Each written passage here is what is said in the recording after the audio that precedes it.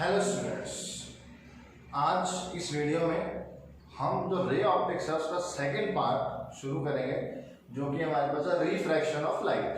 First part में हम कह सकते हैं, इसमें हमने पढ़ा reflection by mirror formula, magnification, ये सारी चीज़ें हमने पढ़ी हैं रिफ्लेक्शन। और जब इसमें हमारे पास नेक्स्ट पार्ट आता है वो है रिफ्रैक्शन ऑफ लाइट। तो चलिए वीडियो स्टार्ट करते हैं। रिफ्रैक्शन क्या है, कैसे होती है, इसके बारे में समझते हैं। तो सबसे पहले बात करते हैं इसकी डेफिनेशन की। चलिए स्टार्ट करते हैं। When a ray of light starting from a transparent and homogeneous medium, कोई रे ऑफ लाइट है आपके पास, कहां से आ रही है? किसी ट्रांसपेरेंट और होमोजेनियस मीडियम से आ रही है, मतलब इंसिडेंट रे हम उसको कह सकते हैं। Is incident on the surface of another homogeneous and transparent medium, और वो रे आके कहां पे इंसिडेंट कर रही है? किसी दूसरे होमोजेनियस और ट्रांसपेरेंट मीडियम के ऊपर, एंड एंटर्स इन इट, और उसके अंदर चली है, मतलब फर्स्ट मीडियम से आई है और सेकंड मीडियम के अंदर एंटर कर जाए, then it deviates from its own path. तो होता क्या, वो अपने पाथ से डेविएट कर जाएगी। वैसे हमने पढ़ा लाइट एक स्ट्रेट लाइन में ट्रेवल करती है, लेकिन जो रिफ्रैक्शन का फिनोमेना है, इसमें जब लाइट एक मीडियम से दूसरे मीडियम के अंदर एंटर करती है तो वो अपने पाथ से थोड़ा डेविएट कर जाती है। This phenomena is known as the reflection of light, और इसी फिनोमेना को हम कहते हैं रिफ्लेक्शन ऑफ लाइट। और इन सिंपल वर्ड्स अगर मैं आपको बताऊं, इसको हम डिफाइन कर सकते हैं, the bending of light when it passes from one medium to another medium is called reflection of light. मतलब जब लाइट एक मीडियम से दूसरे मीडियम के अंदर जाएगी तो वो अपने पास से थोड़ा सा डेविएट कर जाती है, बेंड कर जाती है, और इसी फिनोमेना को हम कहते हैं रिफ्रैक्शन ऑफ लाइट। तो ये तो हमारे पास होगी डेफिनेशन की रिफ्रैक्शन होता क्या है। देखो, रिफ्लेक्शन और रिफ्रैक्शन थोड़ा सा डिफरेंस है। रिफ्लेक्शन में क्या पढ़ा था हमने? रिफ्लेक्शन में हमने पढ़ा था, दोनों को हम यहां पे कंपेयर करके देख लेते हैं।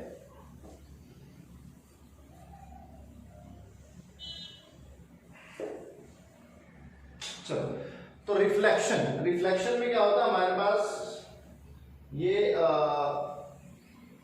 मीडियम कोई सरफेस है, इंसिडेंट रे आई, फर्स्ट मीडियम से आई, और इसको हम कहते हैं, हमारे पास मीडियम 2 है, ये मीडियम 1 और ये मीडियम 2। तो फर्स्ट मीडियम से आती है, सेकंड मीडियम की बाउंड्री पर स्ट्राइक करती है, और यहां से स्ट्राइक करके वापस सेम मीडियम के अंदर चली जाती है। तो जब light after striking same medium में चली जाती है तो इसको हम कहते हैं रिफ्लेक्शन ऑफ लाइट, जो कि हमने पिछले पार्ट में पढ़ा। लेकिन यहां हम बात करें रिफ्रैक्शन की, तो इस केस में क्या होता है, जो इंसिडेंट रे है वो वापस नहीं जाएगी सेम मीडियम में, वो दूसरे मीडियम के अंदर एंटर कर जाएगी। और जब दूसरे मीडियम के अंदर एंटर करती है तो ये अपना जो स्ट्रेट लाइन पाथ है कि ऐसे सीधी आनी चाहिए, इस पाथ से थोड़ी डेविएट हो जाती है। हो सकता है ये इधर बेंड कर जाए, हो सकता है ये इधर बेंड कर जाए, लेकिन सीधी नहीं आएगी। तो इस फिनोमेना को, जब लाइट एक मीडियम से दूसरे मीडियम के अंदर एंटर करती है और अपने पास से डेविएट हो जाती है, इस फिनोमेना को हम कहते हैं रिफ्रैक्शन ऑफ लाइट। अब इस रिफ्रैक्शन से जुड़ी हुई कुछ इंपॉर्टेंट बातें जो अपने को पता होनी चाहिए, रिफ्रैक्शन के अंदर क्या क्या चीजें इंपॉर्टेंट है। तो पॉइंट वाइज यहाँ पे लिखा हुआ, आप इसी तरीके से इसको अपनी नोटबुक के अंदर भी नोट कर लेंगे। The reason for refraction is due to different velocity of light in different medium. तो अब ये रिफ्रैक्शन का रीजन क्या है, क्यों लाइट एक मीडियम से जब दूसरे मीडियम के अंदर जाती है तो वो बेंड कर जाती है? तो उसका रीजन है हमारे पास वेलोसिटी ऑफ लाइट। जो लाइट की वेलोसिटी है ये डिफरेंट मीडियम के अंदर डिफरेंट रहती है। जैसे अगर हम बात करें वैक्यूम की, तो इसमें हमारे पास स्पीड ऑफ लाइट है 3 × 10⁸ मीटर पर सेकेंड, जो कि मैक्सिमम स्पीड है लाइट की।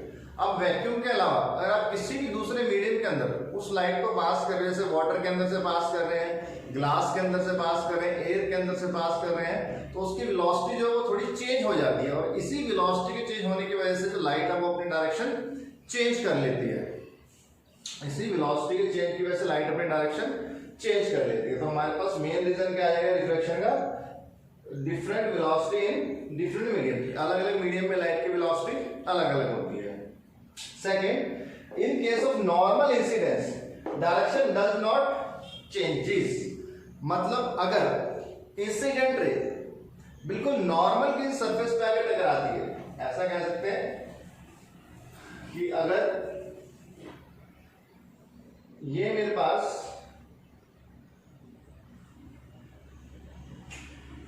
दो मीडियम है, मीडियम 1 और मीडियम 2, ठीक है।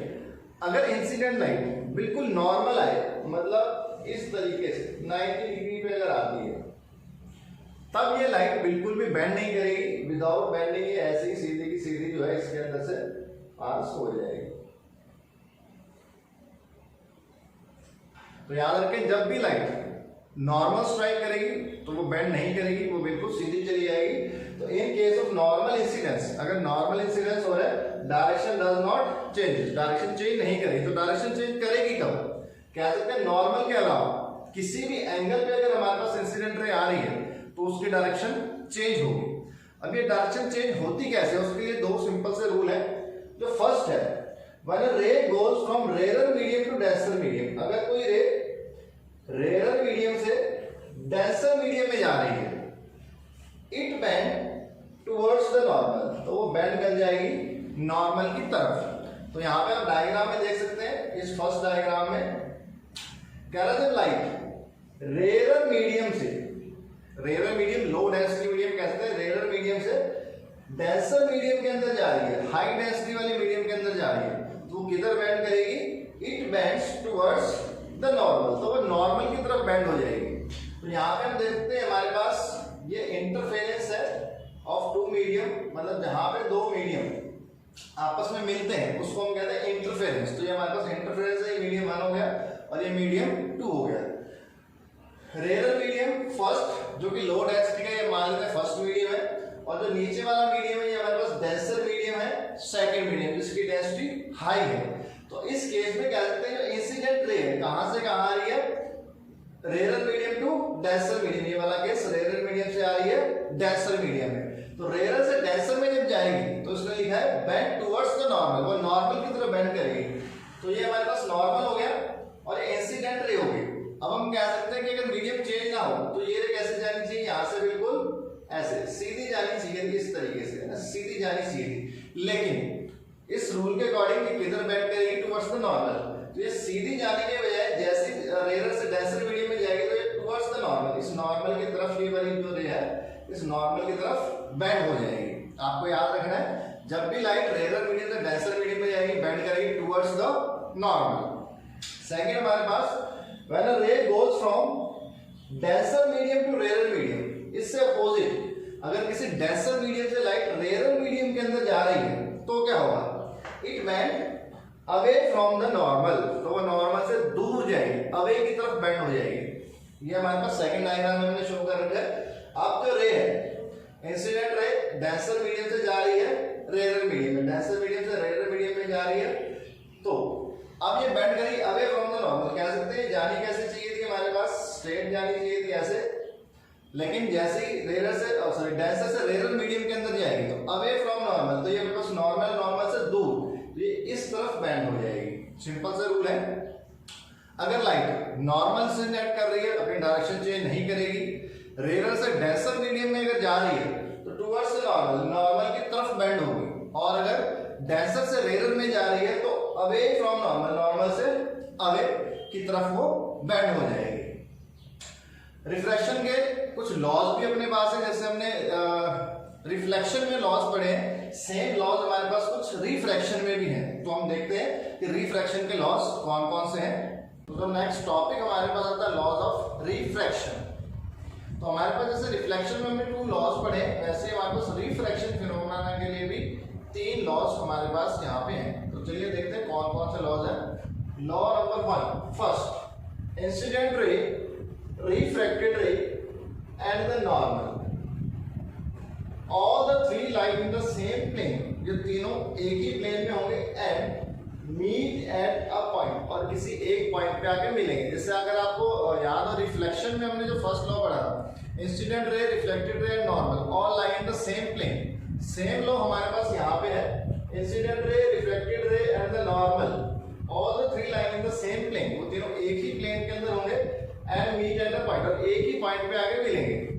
यहाँ पे हम कहते हैं इनकमिंग लाइट रे है, ये अपने पास इंसिडेंट रे हो गई, इस सरफेस के ऊपर जो आपने परपेंडिकुलर ड्रॉ किया ये अपने पास नॉर्मल हो गया, और जब लाइट एक मीडियम से दूसरे मीडियम के अंदर एंटर कहते हैं रिफ्रैक्टेड रे। तो कह रहा है इंसिडेंट रे, नॉर्मल और refracted ray all lie in the same plane, ये तीनों एक ही प्लेन पे होंगे और एक ही पॉइंट पे आकर ये तीनों मिलेंगे। Second law, for a certain wavelength of light, ये जो लॉ सेकंड लॉ है ये पर्टिकुलर किसी वेवलेंथ के लिए आप कह सकते हो। अगर आप वेवलेंथ चेंज करोगे लाइट की तो हमारे पास जो रेशियो ये भी चेंज आता है, लेकिन किसी पर्टिकुलर वेवलेंथ के लिए एक रेशियो फिक्स रहता है। For a certain wavelength of light there is certain ratio, हमारे पास एक रेशियो होता है किसके किसके बीच में, sine of angle of incidence, मतलब कहते हैं sine of angle I and sine of angle of refraction, मतलब sine of angle R, which is known as the refractive index, और इस रेशियो को हम क्या कहते हैं, refractive index of the second medium with respect to the first medium. समझ लेते हैं, अगर आपके पास कोई पर्टिकुलर वेवलेंथ की लाइट है उसके लिए अगर आप रेशियो फाइंड करते हो sine of angle of incidence और sine of angle of refraction का, मतलब अब हमारे पास जो नॉर्मल के साथ इंसिडेंट रे ने एंगल बनाया, ये हो गया एंगल ऑफ इंसिडेंस, ये हमारे पास हो गया एंगल ऑफ इंसिडेंस, और रिफ्रैक्टेड रे ने जो नॉर्मल के साथ एंगल बनाया वो एंगल ऑफ रिफ्रैक्शन। तो sine of angle i, sine of angle i divided by sine of angle r, ये जो रेशियो है किसी पर्टिकुलर वेवलेंथ की लाइट के लिए कांस्टेंट रहता है, कांस्टेंट रहता है। और इस रेशियो को आप 1 and 2 लिख सकते हैं। 1 and 2 का मतलब क्या, हमारे पास refractive index of second medium with respect to the first medium, मतलब अगर आप सेकंड मीडियम का रिफ्रैक्टिव इंडेक्स फाइंड करते हैं रिस्पेक्ट टू फर्स्ट मीडियम तो आप इसको लिखोगे 1 and 2, मतलब रिफ्रैक्टिव इंडेक्स सेकंड मीडियम का फाइंड करें रिस्पेक्ट टू फर्स्ट मीडियम। और जो ये रेशियो है ये कांस्टेंट रहता है किसी पर्टिकुलर वेवलेंथ की लाइट के लिए, और इस रेशियो और इस इक्वेशन को हम कहते हैं स्नेल्स लॉ, मतलब sine i upon sine r equals to constant, और ये कांस्टेंट को हम कहते हैं रिफ्रैक्टिव इंडेक्स, जिसको आप 1 and 2 से रिप्रेजेंट कर सकते हो। और 1 and 2 का मतलब refractive index of medium two respect to medium 1, और इस इक्वेशन को हम कहते हैं स्नेल्स लॉ। एक बार दोबारा रिपीट कर देते हैं, for a certain wavelength of light there is certain ratio between sine of angle of incidence and sine of angle of refraction which is known as refractive index, और इस ratio को हम क्या कहते हैं, रिफ्रैक्टिव इंडेक्स, इस ratio को हम कहते हैं refractive index of second medium with respect to the first medium, और उसको लिखने का तरीका sine upon sine r equals to 1 and 2, ये हमारे पास कांस्टेंट रहेगा, इस लॉ को हम कहते हैं स्नेल्स लॉ। थर्ड जो लॉ हमारे पास रिफ्रैक्शन में आती है, the frequency and colour of the refracted ray remains the same as those of incident ray but its velocity is changed, मतलब जब लाइट एक मीडियम से दूसरे मीडियम के अंदर एंटर करेगी तो उसकी फ्रीक्वेंसी और कलर इनके ऊपर कोई असर नहीं पड़ेगा, वो वैसे के वैसे ही रहेंगे, सिर्फ जो चेंज होगी वो होगी वेलोसिटी ऑफ लाइट, मतलब इस एक मीडियम के अंदर हम कहते हैं लाइट की वेलोसिटी कुछ और होगी, जैसे ही सेकंड मीडियम के अंदर जाएंगे तो उसकी वेलोसिटी चेंज होगी, लेकिन फ्रीक्वेंसी और कलर इस लाइट का चेंज नहीं होगा। तो ये हमारे पास 3 लॉज हैं, लॉज ऑफ रिफ्रैक्शन। तो नेक्स्ट हम बात करेंगे some important points regarding refraction. तो रिफ्रैक्शन के रिगार्डिंग कुछ इंपॉर्टेंट पॉइंट्स जो कि आपको याद होने चाहिए, जब भी आप न्यूमेरिकल सॉल्व करोगे तो उसमें इन पॉइंट्स की आपको बहुत ज़्यादा हेल्प मिलेगी। तो कुछ पॉइंट्स डिस्कस करेंगे। इसमें हमारे पास पॉइंट नंबर 1 है, when a ray of light passes from vacuum. अब कोई रे ऑफ लाइट कहाँ से आ रही है, वैक्यूम में से आ रही है, टू एनी मीडियम, और किसी भी दूसरे मीडियम के अंदर जाके मिलते हैं। हम कहते हैं एक मीडियम अपने पास वैक्यूम होगा, दूसरा एनी कोई अदर मीडियम हो सकता है। Then the refractive index of the medium with respect to the vacuum, किसी का भी रिफ्रैक्टिव इंडेक्स अगर आप विद रिस्पेक्ट टू वैक्यूम निकालते हो is known as absolute refractive index. उस रिफ्रैक्टिव इंडेक्स को आप कहोगे एब्सोल्यूट रिफ्रैक्टिव इंडेक्स। अभी हमने देखा, हमने निकाला refractive index of medium two with respect to 1, ऐसे निकाला जैसे हमने निकाला 1 and 2, मतलब refractive index of medium two with respect to 1। लेकिन क्या लग रहा, फर्स्ट मीडियम को वैक्यूम कर दो, फर्स्ट मीडियम फिक्स कर दो वैक्यूम, तो किसी भी मीडियम में अगर आप respect to vacuum refractive index अगर फाइंड करोगे तो उसको हम कहेंगे एब्सोल्यूट रिफ्रैक्टिव इंडेक्स। उसको आप डिनोट करोगे and it is denoted by n, तो उसको हम सिंपली n से डिनोट कर देते हैं। जैसे कहने का मतलब आपको गिवन हो, जैसे कई बार गिवन हो कि रिफ्रैक्टिव इंडेक्स जो वाटर का है वो है 1.33। अभी जो वाटर का रिफ्रैक्टिव इंडेक्स है 1.33, ये किसके रिस्पेक्ट में है? Respect to vacuum. आपको कहते हैं रिफ्रैक्टिव इंडेक्स ऑफ ग्लास है 1.5, मतलब refractive index respect to vacuum. अगर आंसर गिवन हो तो हमारे पास ये सीधा सीधा किसी भी मीडियम के रिस्पेक्ट टू वैक्यूम अपने को रिफ्रैक्टिव इंडेक्स गिवन होता है, इसको हम कहते हैं absolute refractive index. Second, the refractive index is pure ratio, hence it has no units. जो रिफ्रैक्टिव इंडेक्स है ये हमारे पास दो क्वांटिटीज का रेशियो है, तो इसकी हमारे पास कोई भी यूनिट नहीं होगी, ये हमारे पास एक यूनिटलेस क्वांटिटी है। तो जो हमारे पास रिफ्रैक्टिव इंडेक्स है हैज नो यूनिट्स, इसकी हमारे पास कोई यूनिट्स नहीं होती है। अच्छा, अब ये जो रिफ्रैक्टिव इंडेक्स है इसको हम वेलोसिटी और वेवलेंथ से भी रिलेट कर सकते हैं। वो किस तरीके से करेंगे? अगर आपके पास 1 and 2 लिखा हुआ है, 1 and 2, इसका मतलब होता है refractive index of medium 2 with respect to medium 1, मतलब refractive index of medium 2 with respect to medium 1। तो उसको आप n को कौन n1 इसको आप लिख सकते हो। ये रेशियो किसके इक्वल होता है? Velocity in medium 1 upon velocity in medium 2, मतलब फर्स्ट मीडियम के अंदर लाइट की वेलोसिटी कितनी है और सेकंड मीडियम के अंदर लाइट की वेलोसिटी कितनी है, तो इसके इक्वल भी हमारे पास रिफ्रैक्टिव इंडेक्स का रेशियो होता है। तो इसको आप v1 अपॉन v2 भी लिख सकते हो। तो v1 upon v2 velocity of light in medium 1 divided by velocity of light in medium 2। अब एक रिलेशन जो कभी आपने जूनियर क्लासेस में पढ़ा होगा, वेवलेंथ, फ्रीक्वेंसी और वेलोसिटी के बीच में अपने पास एक रिलेशन होता है। जो वेलोसिटी होती है ये होती है हमारे पास लैम्डा न्यू, मतलब वेलोसिटी किसके इक्वल होती है? फ्रीक्वेंसी और वेवलेंथ के प्रोडक्ट के बराबर होती है। तो यहाँ पे जो हमारे पास वेलोसिटी है इसको हम लिख सकते हैं न्यू इंटू लैम्डा 1, क्योंकि हमने अभी देखा कि फ्रीक्वेंसी लाइट की चेंज नहीं होती, जब वो रिफ्रैक्ट करती है तो फ्रीक्वेंसी सेम रहेगी। तो फर्स्ट वेलोसिटी को हम लिख देंगे न्यू इंटू लैम्डा 1 और सेकंड वेलोसिटी है न्यू इंटू लैम्डा 2।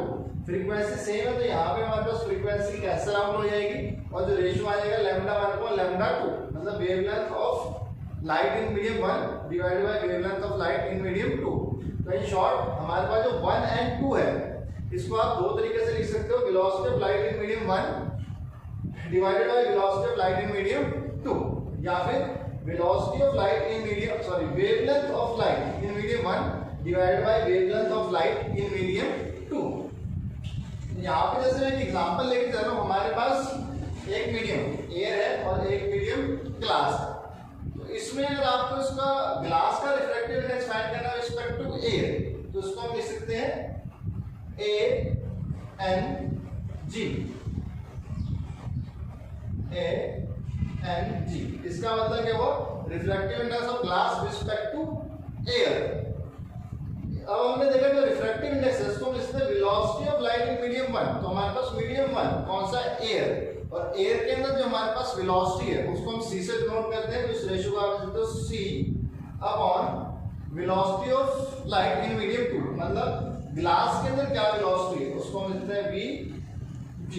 तो c अपॉन vg, ये इस तरीके से भी आप रिफ्रैक्टिव इंडेक्स फाइंड कर सकते हो ग्लास का रिस्पेक्ट टू एयर, या फिर इसको आप लिख सकते हो lambda a upon lambda g, wavelength of light in air divided by wavelength of light in glass. अच्छा, यहाँ पे मैं एक छोटा सा टॉपिक इसी के साथ डिस्कस करना चाहता हूँ कि रिफ्रैक्टिव इंडेक्स हम फाइंड किस तरीके से करते हैं कि कितना रिफ्रैक्टिव इंडेक्स होगा। तो एक बड़ा सिंपल सा यहाँ पे जैसे मैं एग्जांपल ले रहा हूँ, हमें मीडियम, इसको मीडियम 1 और मीडियम 2 ही मान लेते हैं, एयर ग्लास नहीं मानते हैं। हम मान लेता हूँ मेरे पास जो फर्स्ट मीडियम है इसके अंदर जो मेरे पास स्पीड ऑफ लाइट है वो normal c speed of light जो है मान लेते हैं 3 × 10⁸ मीटर पर सेकंड। ठीक, फर्स्ट मीडियम के अंदर। और मान लेते हैं जैसे वो लाइट सेकंड मीडियम के अंदर एंटर करी तो उसकी वेलोसिटी जो है वो अपन मान लेते हैं कि सेकंड मीडियम के अंदर उसकी वेलोसिटी जो है 1.5 × 10⁸ मीटर पर सेकंड। तो दोनों मीडियम में अगर आपको लाइट की वेलोसिटी गिवन है और आप रिफ्रैक्टिव इंडेक्स फाइंड करना है तो मीडियम 2 का रिस्पेक्ट टू मीडियम 1, तो वो हमारे पास जो वैल्यू आएगी तो कहते हैं 1 and 2 कितनी आएगी? 1 एंड 2 को हम क्या लिख सकते हैं, velocity of light in medium 1 upon velocity of light in medium 2। तो फर्स्ट मीडियम में जो वेलोसिटी है 3 × 10⁸ और सेकंड मीडियम के अंदर वेलोसिटी है 1.5 × 10⁸। तो ये हमारे पास कैंसल आउट होके आ जाएगा 2। तो यहाँ पे हम कहते हैं फर्स्ट मीडियम एयर है तो सेकंड मीडियम का जो रिफ्रैक्टिव इंडेक्स वो अपने पास आता है 2। तो इस तरीके से वेलोसिटीज के रेशियो से भी आप रिफ्रैक्टिव इंडेक्स फाइंड कर सकते हो।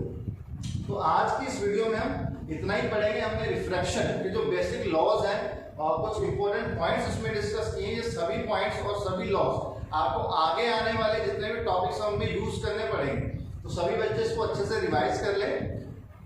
नेक्स्ट वीडियो के अंदर हम रिफ्रैक्शन से रिलेटेड कुछ फिनोमिनास पढ़ेंगे जो हमारे नेचर के अंदर इंटरेस्टिंग फिनोमिनास हैं ना, उनके बारे में हम रिफ्रैक्शन से पढ़ेंगे, किस तरीके से हम उनको एक्सप्लेन कर सकते हैं। तो अभी इस वीडियो में इतना ही, मिलते हैं नेक्स्ट वीडियो में। Thank you.